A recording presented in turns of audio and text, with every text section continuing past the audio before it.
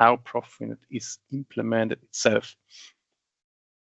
I was talking about that we are using switches. Yeah, there exist multi-port switches, like in the office world, everybody knows. Yeah, there's a floor network, and on the floor there's a router in front of, and then on the router we have one big switch, and then we have a star cabling normally to each and every work desk.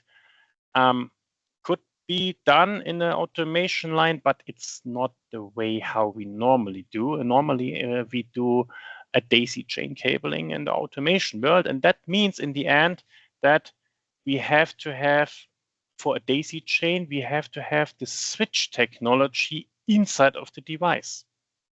This is important so far that you have to, or that you should choose a network hardware or an Ethernet ASIC that is capable for that.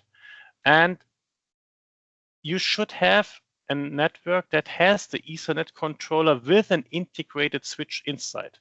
So it doesn't matter if this is now an FPGA and you add the switching fabric by yourself, or if this is an already available 2-port Ethernet switch on the ASIC itself, or if you add an external switching ASIC.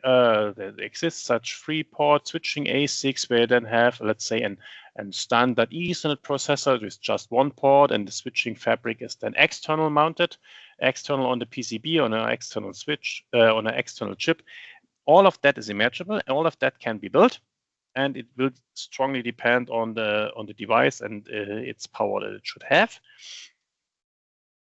What I not recommend is to use a chip like the Raspberry Pi.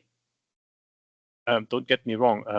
I would recommend the Raspberry Pi itself for device development, yes, but not to use the Raspberry Pi with its 2 interfaces, each with 1 port, and to do the bridging or the switching by software. If you do this by software, then each and every frame that needs to be passed by the system has to have, or will add